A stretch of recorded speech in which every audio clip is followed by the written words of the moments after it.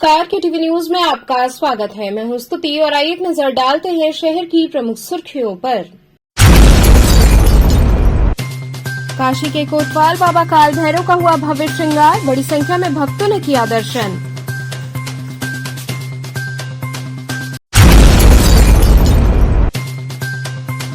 मंगलवार को तेज हवा के साथ हुई बारिश, मौसम विभाग ने जारी किया ऑरेंज अलर्ट।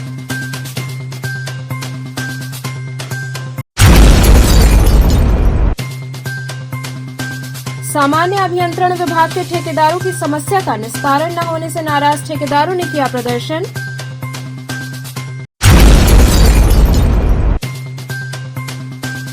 और बसंत पब्लिक स्कूल के 10वीं व 12वीं के विद्यार्थियों को दी गई विदाई।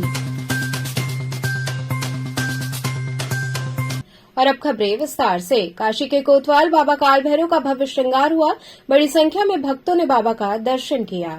काशी के कोतवाल बाबा श्री काल भैरव जी का वार्षिक श्रृंगार महोत्सव आयोजित किया गया। इस अवसर पर बाबा की नैनाभिराम झांकी सजाई गई। महोत्सव का शुभारंभ प्रातः 5 बजे से महंत पंडित सुमित उपाध्याय ने दूध, दही, घी, शहद एवं पंचमेवा से बाबा का अभिषेक किया। इसके पश्चात बाबा को सिंदूर अर्पित कर नवीन वस्त्र एवं रजत मुखौटा धारण कराकर विभिन्न सुगंधित मालाओं और आभूषणों से अलंकृत कर बाबा की भव्य झांकी सजाई गई। श्रृंगार के पश्चात विभिन्न प्रकार के पकवान, मिष्ठान और मदिरा का भोग लगाकर बाबा की आरती हुई। भजन संध्या आरती के साथ ही बाबा के श्रृंगार व दर्शन हेतु मंदिर का पट खोल दिया गया। कपाट खुलते ही बाबा के जयकारे से पूरा मंदिर परिसर गुंजायमान हो गया। मंदिर आने वाले मार्ग पर आकर्षक भव्य द्वार एवं अष्ट भैरव जी की झांकी सजाई गई। अपराह्न 4 बजे चारों वेदों की ऋचाओं से बाबा की वसंत पूजा की गई। अपराह्न से शुरू हुआ दर्शन पूजन एवं भंडारे का क्रम देर रात तक चलता रहा। मध्यरात्रि में 1.25 लाख व्यक्तियों से बाबा की महाआरती हुई। इस मौके पर बाबा का दरबार कामिनी की पत्ती और देशी विदेशी फूलों से जहां अलौकिक था, वहीं मंदिर आने वाले मार्गों में आकर्षक सजावट की गई थी। मंदिर दर्शन करने वाले भक्तों को रुद्राक्ष प्रसाद वितरित किया गया। चल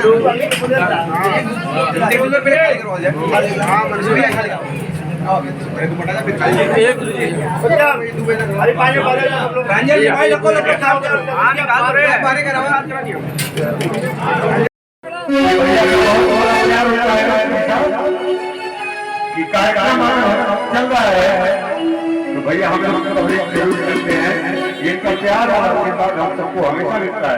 क्या लगता है भैया को हमारी मन से सारे प्रणाम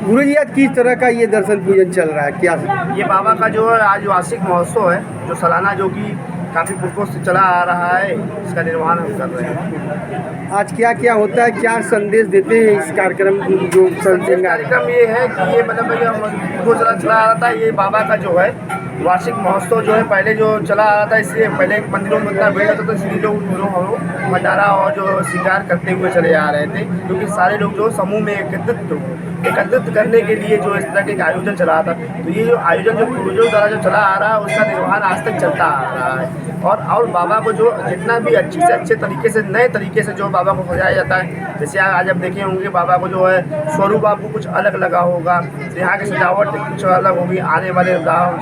और उसके बाद जो है भंडारा जो है यहाँ पे जो है पूर्व मोहन जी को जो है श्रद्धांजलि जो है श्रद्धांजलि भी दिया गया है। यहाँ पर पूर्व मोहन जी को यहाँ 10:30 बजे श्रद्धांजलि दिया गया और 12 बजे से भंडारा का भी आयोजन चलता रहा है यहाँ पे, और शाम 6 बजे से यहाँ भजन संध्या का भी आयोजन चलता रहा। किस तरह के फल की प्राप्ति होती है आज के दर्शन? बाबा की जो है कि हर तरह के वैदिक कोई तरह का फल की प्राप्ति होती है। इनका दर्शन करने मात्र से सभी बाधाएं से मुक्त होते हैं। मंगलवार को तेज हवा के साथ बारिश हुई, वहीं मौसम विभाग ने ऑरेंज अलर्ट जारी किया। मंगलवार की सुबह अचानक मौसम बिगड़ा और झोंकेदार हवा के साथ बारिश शुरू हो गई। रुक रुक कर बारिश का दौर जारी रहा। वाराणसी में बिजली कड़कने के साथ बारिश की वजह से लोगों की मुसीबतें बढ़ गई हैं।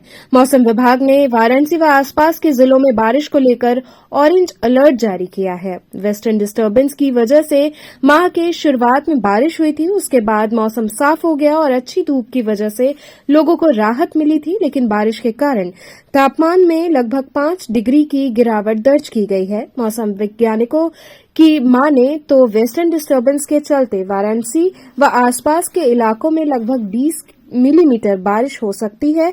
औसत तापमान 12 डिग्री के आसपास रहने का अनुमान है।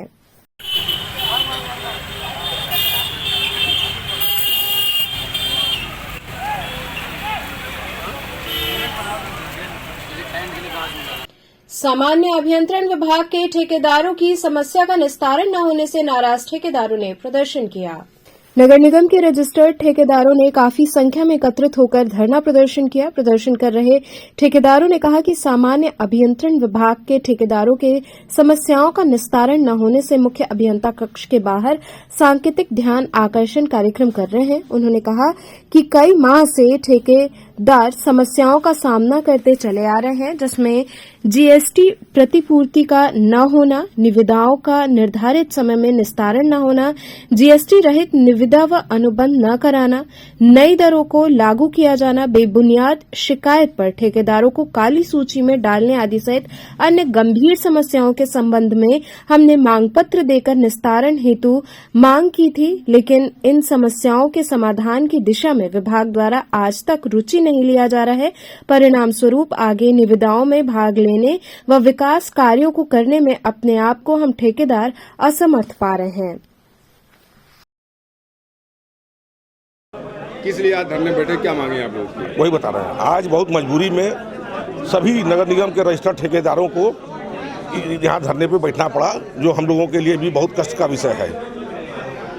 नगर निगम में विगत 7-8 महीने से भुगतान की प्रक्रिया बंद कर दी है। 2-4 तो भुगतान किसी का कर देते हैं, उसके बाद उस साथ ही ठेकेदारों को प्रताड़ित किया जा रहा है, ब्लैकलिस्ट किया जा रहा है। उसके साथ फाइलों का निस्तारण, टेंडर की प्रक्रिया 4-4 महीने तक टेंडर नहीं खोला जा रहा है, जिसके कारण करोड़ों रुपया हम लोगों का ऊपर ईएमडी के रूप में जमा है, वापस नहीं मिल पा रहा है। ठेकेदारों के सामने सबसे बड़ी आर्थिक समस्या की स्थिति पैदा हो रही है। लगातार काम का दबाव दे रहे हैं। आवश्यक काम माननीय प्रधानमंत्री मोदी जी का संसदीय क्षेत्र है, वीआईपी लोग पर लगातार आते रहते हैं, जिसमें बहुत से आवश्यक कार्य कराए जाते हैं और कार्य कराने के बाद उन फाइलों का भी निस्तारण अधिकारियों द्वारा नहीं किया जाता है। ठेकेदार लगातार इनके आगे पीछे दौड़ते रहते हैं और केवल ढुलमुल रवैया कि आज करवा देंगे, कल करवा देंगे। और आए दिन नगर आयुक्त का जब ट्रांसफ़र हो जाता है तो नए नगर आयुक्त जो आते हैं वो कहते हैं कि पुरानी फाइलों का हमारे समय का कार्य नहीं है, इसलिए हम उसका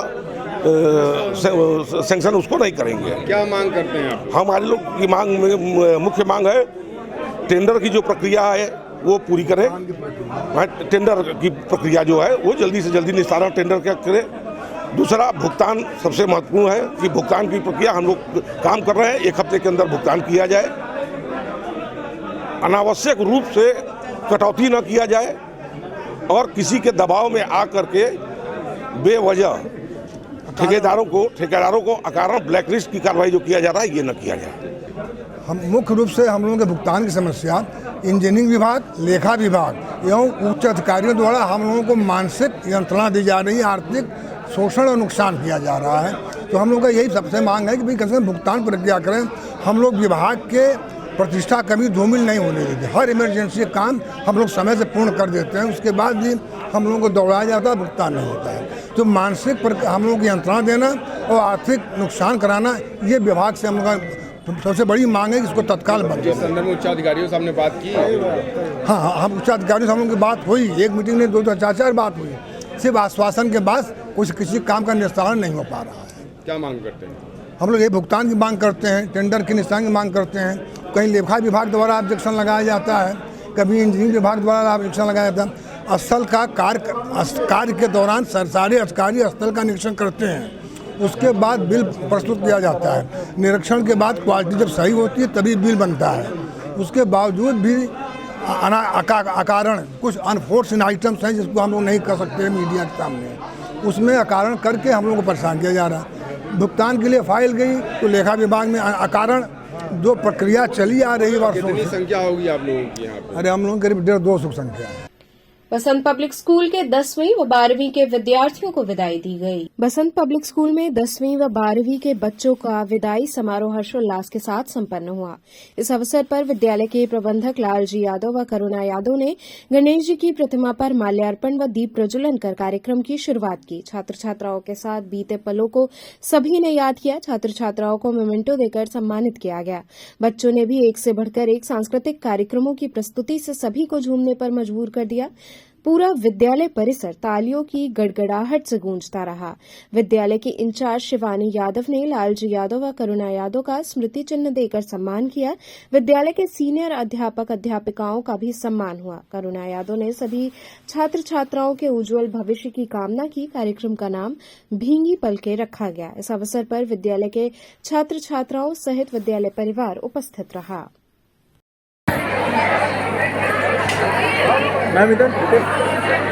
मैडम सामने देख।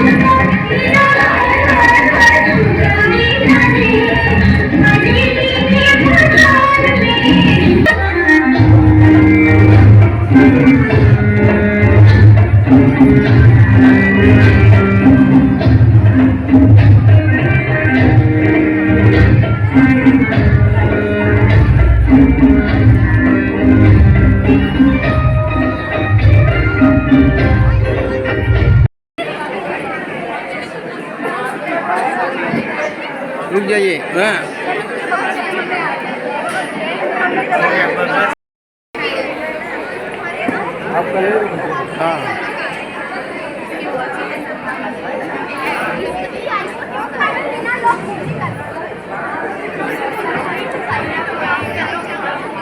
कि कोई चुरा न पाए, जैसे आपकी कोई चुरा न पाए, कभी कोई आपको रुला न पाए।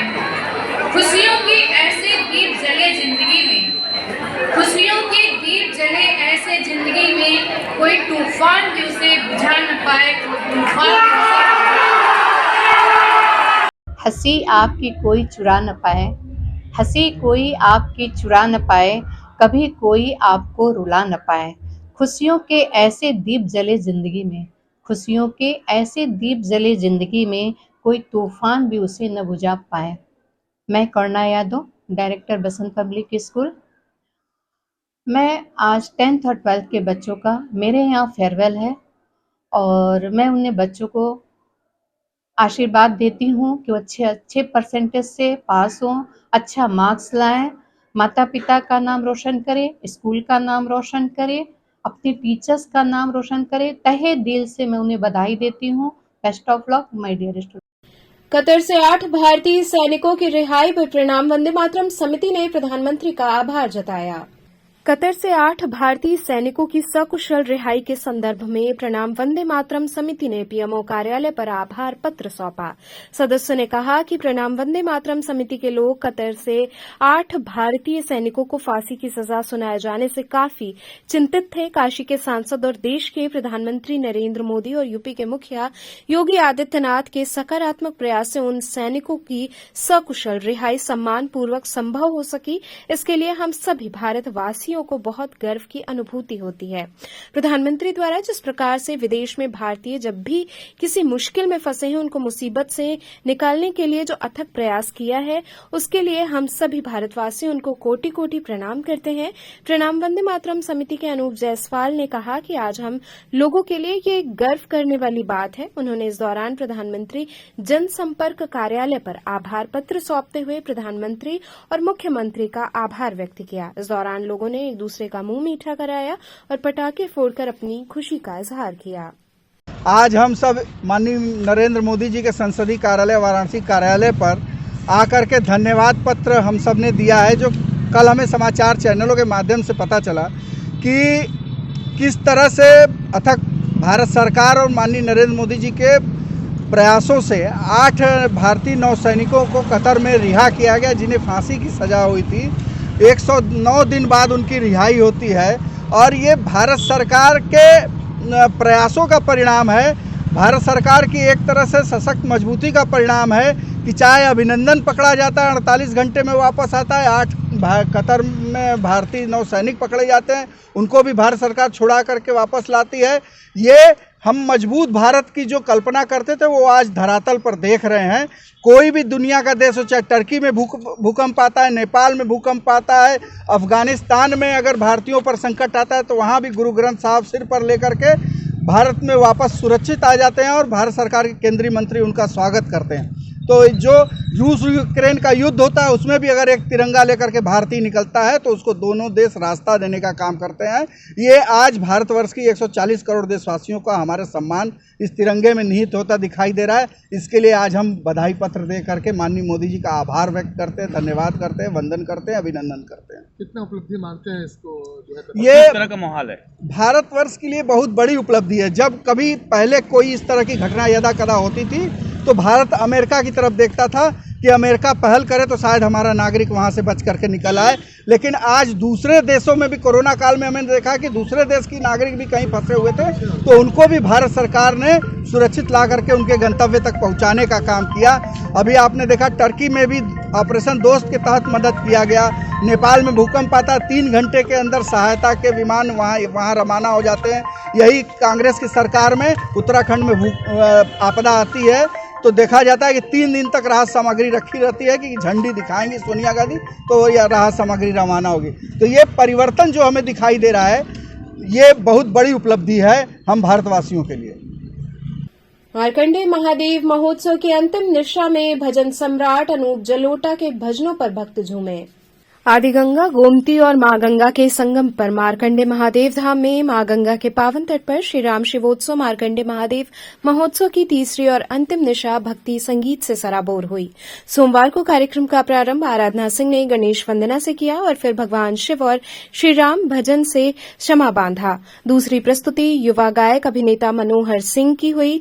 वहीं महोत्सव का समापन भजन सम्राट पद्मश्री अनूप जलोटा की शानदार प्रस्तुति से हुई। अपने प्रसिद्ध भजनों पर सभी को उन्होंने झूमने पर मजबूर कर दिया। 3 दिवसीय महोत्सव का आयोजन डॉक्टर महेंद्र नाथ पांडे, उद्योग मंत्री के सौजन्य से संस्कृति विभाग, उत्तर प्रदेश सांस्कृतिक मंत्रालय, भारत सरकार एवं जिला प्रशासन वाराणसी के सहयोग से किया गया। महोत्सव का संयोजन क्षेत्रीय संस्कृति अधिकारी वाराणसी क्षेत्र डॉक्टर सुभाष चंद्र यादव ने किया। इस अवसर पर वाराणसी और चंदौली के पदाधिकारियों के साथ भारी संख्या में लोगों ने महोत्सव का आनंद उठाया। अतिथियों का स्वागत उपनिदेशक पर्यटन राजेंद्र कुमार रावत तथा संचालन आशुतोष पांडे ने किया।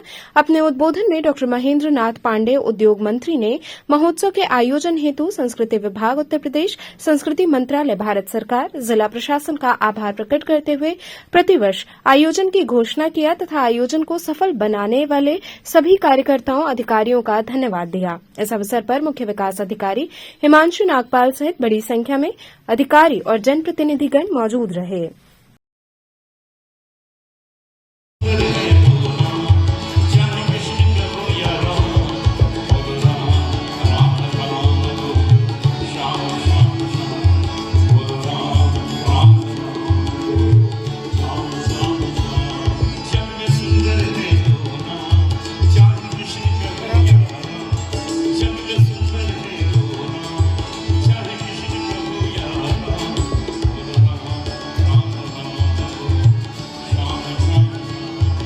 यहाँ रुकेंगे छोटे से ब्रेक के लिए। आप बने रहिए केटीवी के साथ।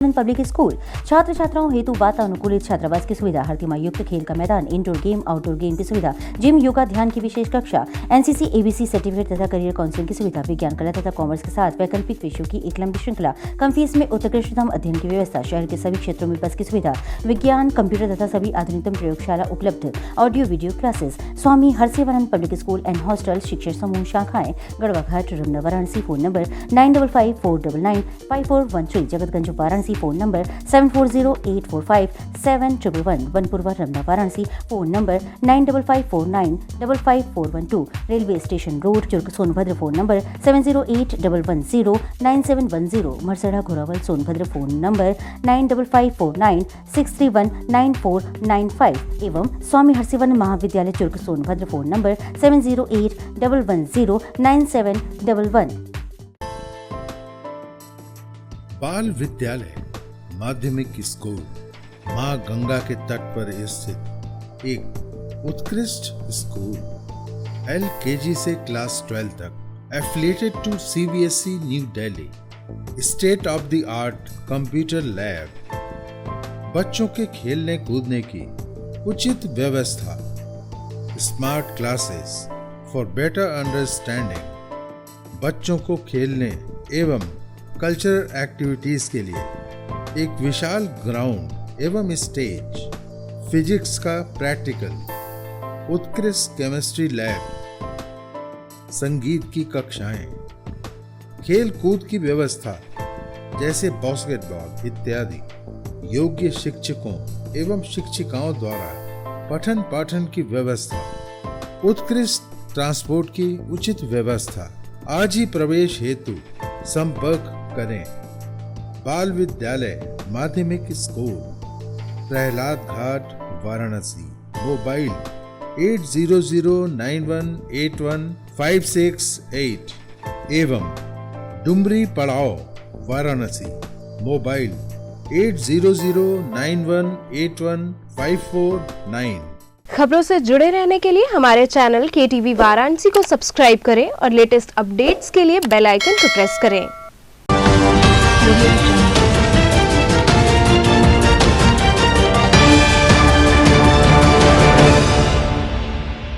ब्रेक के बाद आपका स्वागत है।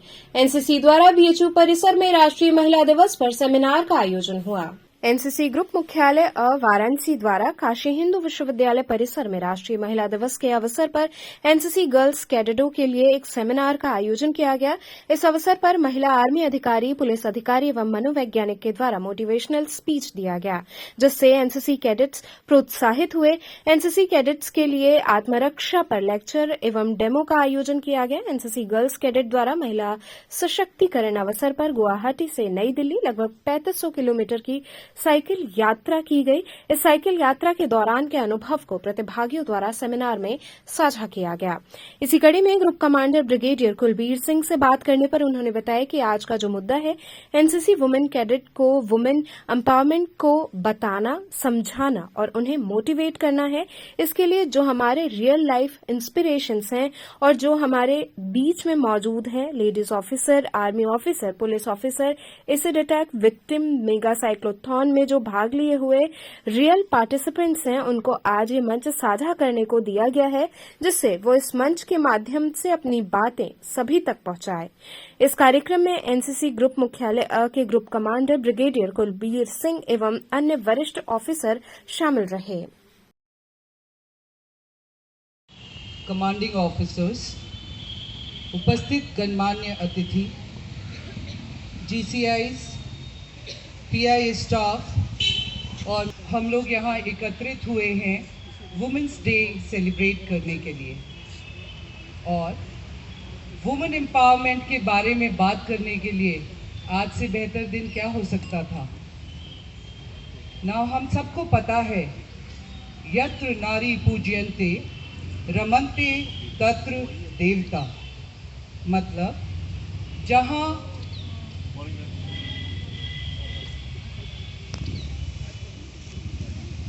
स्त्री का सम्मान है, वहाँ देवताओं का वास है। तो ये जानते हुए हम आगे बढ़ते हैं।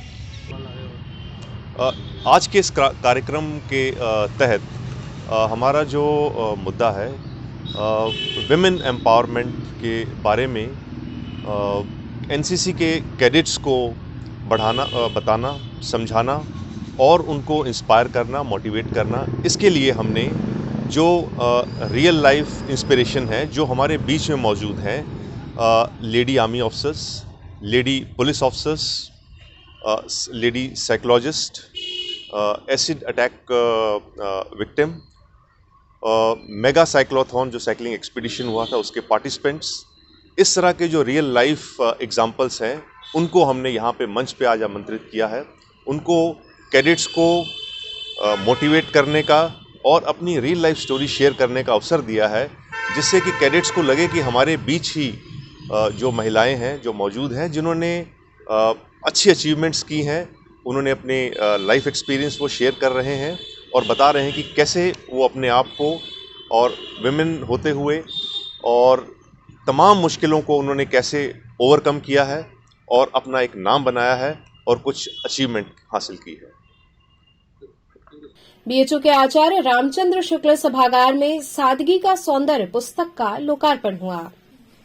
प्रसिद्ध और वरिष्ठ गजलकार तथा BHU के हिंदी विभागाध्यक्ष प्रोफेसर वशिष्ठ अनूप के रचना कार्य पर केंद्रित मूल्यांकन परक ग्रंथ सादगी का सौंदर्य वशिष्ठ अनूप का सृजन का विभाग के आचार्य रामचंद्र शुक्ल सभागार में भव्य लोकार्पण हुआ। समारोह में परिचर्चा के दौरान वक्ताओं ने प्रोफेसर अनूप के रचना संसार पर बात करते हुए कहा कि उन्होंने लंबी और वैविध्यपूर्ण साहित्य साधना की है। उनका लेखन व्यापक, गहन और स्तरीय है। इस पुस्तक में वशिष्ठ अनूप के गंभीर और स्तरीय सृजन का बेहतरीन मूल्यांकन हुआ है।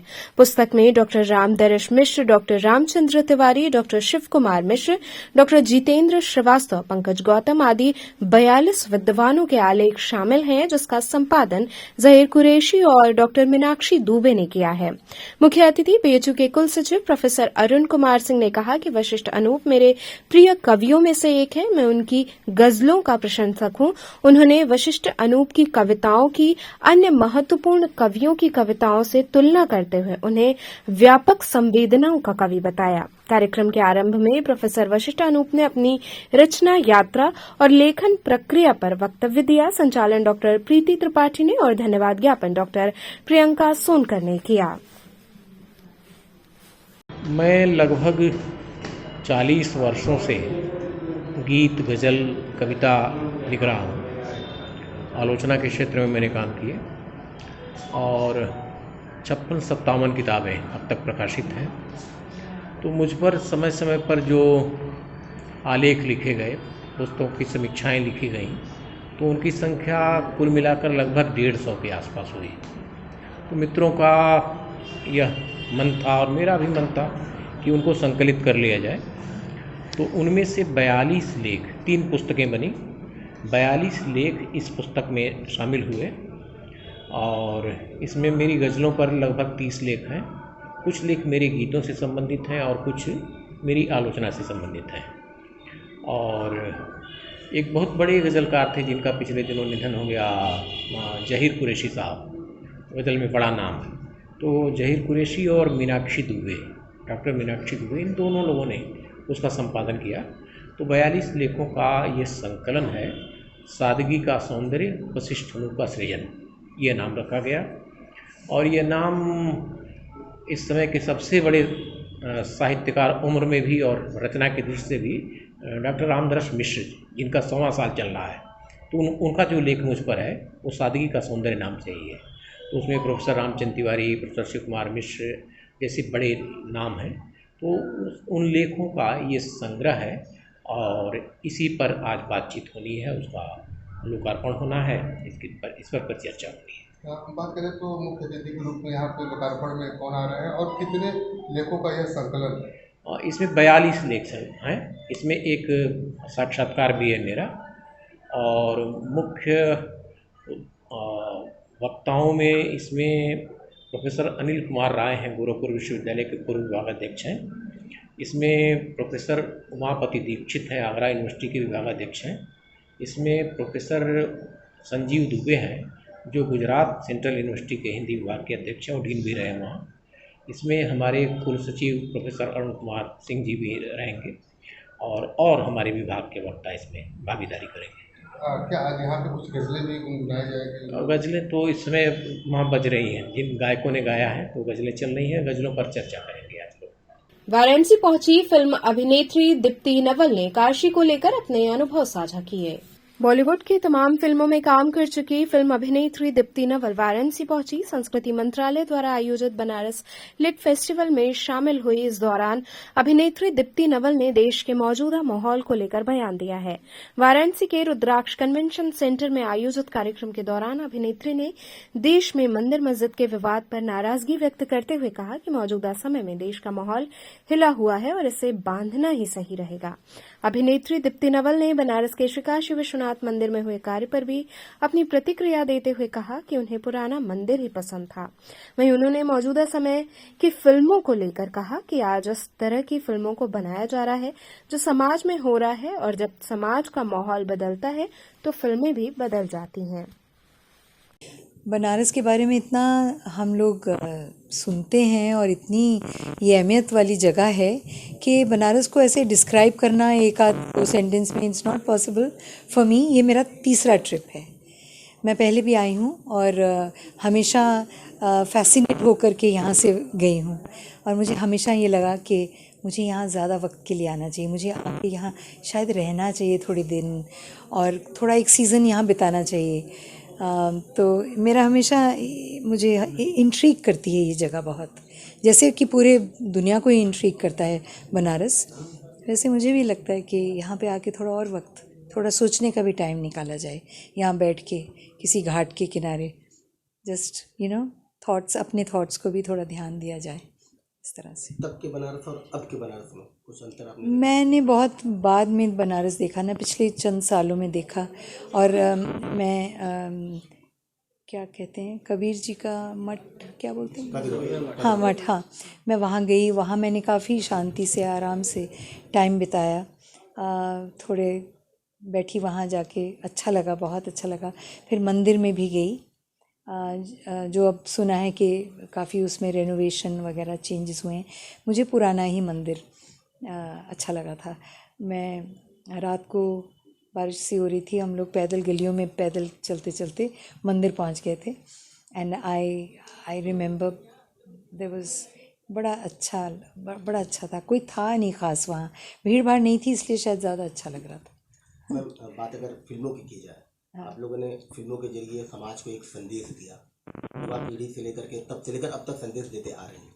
तब के फिल्मों में और अब के फिल्मों में एक अंतर ये देखा जा रहा है कि मुद्दे को लेकर के, पॉलिटिकल मुद्दे को लेकर के, जैसे हिंदू मुस्लिम हो गए या फिर हिंदुत्व हो गए, इन सब को लेकर के फिल्में अब ज़्यादा बन रही हैं। क्या अंतर देखेंगे आप? आई थिंक जो भी हमारे सोसाइटी में जो हो रहा है, जो हम देखते हैं अपने आसपास जो चीज़ें हो रही हैं या जो भी होती हैं, फिल्में भी उन्हीं को दर्शाती हैं। कभी कभी फिल्में थॉट प्रोवोकिंग चीज़ें या हार्ड हिटिंग चीज़ें कहती हैं, जो कि अदरवाइज़ शायद उस चीज़ को कह पाना मुश्किल होता है। तो फिल्में they do reflect what is going on around us. तो शायद जो माहौल जब बदलता है तो फिल्में भी बदलती हैं। और वो जब फिल्म में हम देखते हैं तो हमको लगता है अरे ये कह रहे हैं, ऐसा आपके आसपास होता है ना, हो रहा होता है, तो आप इतना ध्यान नहीं देते। But when you see a subject as a subject, जब उसके ऊपर फिल्म एज अ सब्जेक्ट लेकर के फिल्म बनती है तो उस पे ज़्यादा अटेंशन डाली जा सकती है उस मुद्दे पे। तो कई मुद्दे ऐसे हैं जिनके ऊपर अटेंशन डालने की ज़रूरत है। हाल ही में 2 फिल्मों ने खासा, जैसे कि मैं बता दूँ आपको,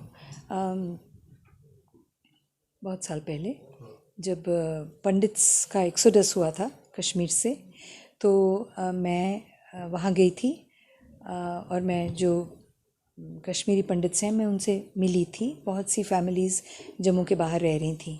तब सोशल मीडिया नहीं था, उसके ऊपर कोई फिल्म नहीं बनी थी, लोगों को पता भी नहीं था कि एक्चुअली इनके साथ हुआ क्या, कब हुआ ये अच्छा ऐसा हो गया।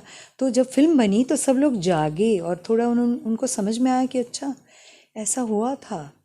And so there are issues which need to be addressed through cinema, लेकिन एज लॉन्ग एज कि कोई इश्यूज़ को डिस्टॉर्ट और यूज़ ना किया जाए, ऑनेस्टी के साथ हाँ दिखाया जाए। आपकी किताब से बात, हालांकि आपने मना किया था, लेकिन हाँ बताइए। हाँ, आपने कहा कि आप जहाँ रहती थी, आपका जहाँ बचपना है, वहाँ आप कैथलिक स्कूल में पढ़ी हैं जी, नमाज सुनती थी आप। हाँ मतलब घर के बगल में मस्जिद थी, तो 5 वक्त की नमाज हम सुनते सुनते ही तो बड़े हुए। हाँ, लेकिन अब आपका ख्वाहिश है कि जो समाज है वो एकजुट होकर के चले, जी, लोग मंदिर न करें, हाँ ना करें, मस्जिद न करें। हाँ, सभी एक साथ चलें जैसे पहले चलते थे। हमारे बचपन में तो कोई दिक्कत नहीं थी कि मैं कैथलिक स्कूल में पढ़ती हूँ, सुबह में मुझे नन्स पढ़ाती हैं, मैं वहाँ चर्च में जाती हूँ, स्कूल की रूटीन में चर्च भी था। और यहाँ 5 वक्त की नमाज जो है वो हमें सुनाई देती थी, लाउड स्पीकर होते थे और हम सुनते थे, और हमारी part of our living, right, part of our life था। और गोल्डन टेम्पल भी जाते थे कभी कभी, वो अरदास या कुछ बाहर बैठते थे सुनते थे। कभी ज़्यादा कुछ रिचुअलिस्टिक तो हमारी फैमिली में कोई था नहीं, क्योंकि आर्य समाजी होने के नाते सिर्फ हवन होता था घर में। तो अगर ये सारी चीज़ें एक साथ हो सकती हैं तो विदाउट एनी प्रॉब्लम, आज भी तो समाज में सारी चीज़ें एक साथ कोएग्जिस्ट कर सकती हैं ना। आज के माहौल को लेकर के क्या कहेंगे आप, क्योंकि जिस तरीके से थोड़ा सा मस्जिद हो रहे हैं, हाँ थोड़ा सा माहौल थोड़ा सा हिला हुआ है, मैं ये कहूँगी, और उसको बांधना ही सही रहेगा। बस मैं इतना ही कहूँगी। बस enough of this topic. I don't want to be on national news with this.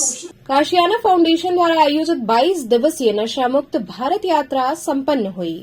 Kashiana foundation द्वारा आयोजित 7000 किलोमीटर की 22 दिवसीय नशामुक्त भारत यात्रा संपन्न हुई। ये यात्रा 23 जनवरी से शुरू होकर 13 फरवरी को संपन्न हुई। इस अभियान के जरिए देश के करीब 3 करोड़ आबादी को नशे से दूर रखने के लिए जागरूकता अभियान चलाया गया। काशियाना फाउंडेशन के संस्थापक सुमित सिंह ने कहा कि नशा मनुष्यता के लिए अभिशाप है, जो कि सभ्य समाज में नशे का कोई स्थान नहीं है। ये तन मन दोनों के लिए घातक है और नशे का पूर्ण बहिष्कार होना चाहिए। उन्होंने कहा कि भारत को विश्व गुरु बनाने से पहले नशा मुक्त बनाना सबसे आवश्यक है। ऐसा करके ही देश की सकारात्मक ऊर्जा को उचित दिशा में ले जाया जा सकता है। यात्रा में प्रमुख रूप से 10 सदस्यीय समूह उपस्थित रहे, जिसमें संस्था के अध्यक्ष सुमित सिंह, दिव्यांग बंधु डॉ उत्तम ओझा, उपाध्यक्ष आशीष गुप्ता, धनंजय यादव इत्यादि सदस्य शामिल रहे। आप लोगों ने इतनी बड़ी यात्रा की, तो बात करें किस तरह की कठिनाई रही, क्या लोग बातों को समझे, लोगों का क्या रहा विचार? देखिए, हमारा ये मत है, हम लोग काशी से पूरे नॉर्थ ईस्ट के 8 राज्यों में गए। जैसा कि लोग एक भ्रांति है कि नॉर्थ ईस्ट के लोग ऐसा कुछ नहीं। हिंद देश के निवासी सभी जन एक हैं। एक संस्कृति, एक राष्ट्र का हमको बोध हुआ। ठीक है, भाषा अलग है, बोली अलग है, पहनावा अलग है, खान पान अलग है, लेकिन उनमें भी जो भारत हमारे अंदर है वही भारत नॉर्थ ईस्ट के अंदर है। तो एक भारत, एक राष्ट्र, श्रेष्ठ राष्ट्र का हमको बोध हुआ। आज हमें 22 दिन हो गए। जैसा कि आप सबको याद हो कि 23 जनवरी 2024 इसी प्रधानमंत्री संसदीय कार्यालय से हमने एक नशा मुक्त भारत यात्रा का कार्यक्रम किया था, जिसके तहत पूर्वोत्तर के 8 जो सिक्किम प्लस 7 सिस्टर और 3 राज्य ये हमारे, जिससे उत्तर प्रदेश से निकलते हुए बिहार होते हुए वेस्ट बंगाल सिलीगुड़ी वाया होते हुए सिक्किम होते हुए नॉर्थ ईस्ट के पूरे 8 राज्यों में हमने 22 दिन की नशा मुक्त भारत यात्रा की, जिसके तहत हमने 100 से अधिक कार्यक्रम किए।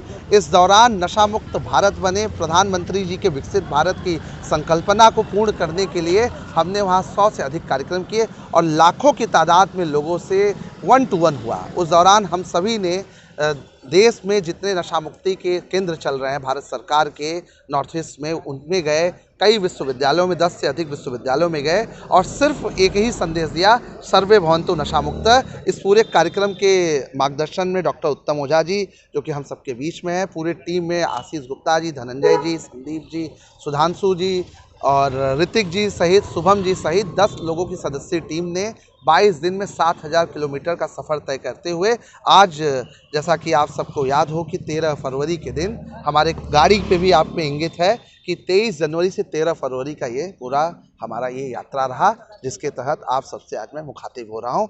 ये हमारा मानना है कि भारत विश्वगुरु तभी बनेगा जब भारत नशा मुक्त होगा। जय हिंद, जय भारत। राजी लाइन भीमचंडी स्थित रामलीला मैदान में भाजपा किसान मोर्चा द्वारा ग्राम परिक्रमा यात्रा की शुरुआत हुई। राजीलाइन विकासखंड क्षेत्र के भीमचंडी स्थित रामलीला के मैदान में सोमवार को भाजपा जिला किसान मोर्चा द्वारा ग्राम परिक्रमा यात्रा के शुभारंभ कार्यक्रम में मुख्य अतिथि क्षेत्रीय अध्यक्ष दिलीप पटेल, विशिष्ट अतिथि एमएलसी भाजपा जिला अध्यक्ष हंसराज विश्वकर्मा आदि ने संयुक्त रूप से ट्रैक्टर का पूजन कर किया। कार्यक्रम के दौरान मुख्य अतिथि क्षेत्रीय अध्यक्ष दिलीप पटेल ने कहा कि भारतीय जनता पार्टी किसान मोर्चा के ग्राम परिक्रमा यात्रा में कार्यकर्ता हर घर जाकर सरकार के किसानों के लिए किए गए कार्यों को बताएंगे, साथ ही साथ किसानों को अन्य क्या सुविधाएं दी जा सकती हैं इसके बारे में किसानों से ही जानेंगे। वहीं जिलाध्यक्ष एवं एमएलसी हंसराज विश्वकर्मा ने कहा कि किसान मोर्चा के कार्यकर्ता किसानों, जवानों, युवाओं, मजदूरों से मिलकर उनके हित में किए गए कार्यों को बताएंगे। इसके पूर्व में एलसीडी टीवी के माध्यम से मुजफ्फरनगर से लाइव प्रसारण में मुख्यमंत्री योगी आदित्यनाथ, प्रदेश अध्यक्ष भूपेंद्र चौधरी, किसान मोर्चा के राष्ट्रीय अध्यक्ष राजकुमार चाहर एवं मंत्री संजीव बलियान के संबोधन को किसानों के साथ अतिथियों ने सुना।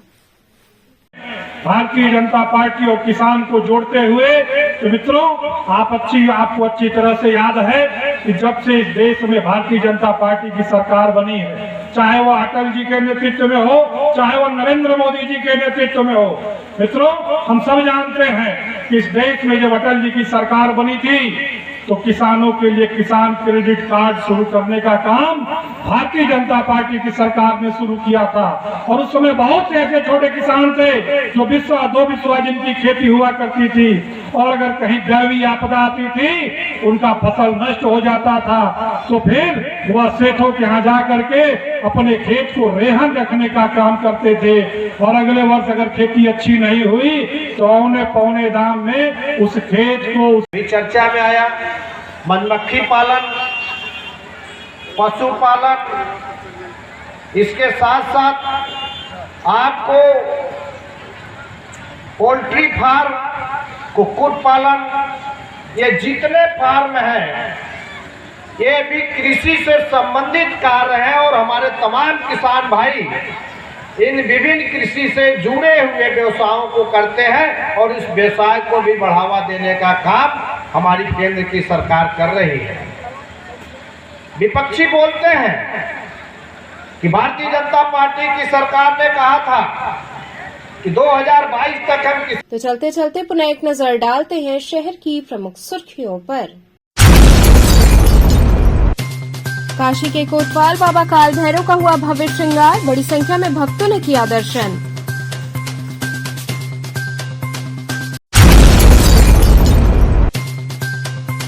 मंगलवार को तेज हवा के साथ हुई बारिश, मौसम विभाग ने जारी किया ऑरेंज अलर्ट।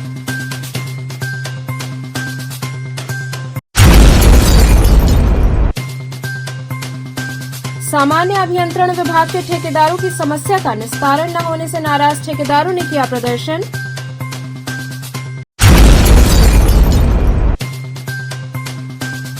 और बसंत पब्लिक स्कूल के 10वीं व 12वीं के विद्यार्थियों को दी गई विदाई। तो ये थे आज के समाचार, कल फिर होगी मुलाकात, तब तक के लिए नमस्कार।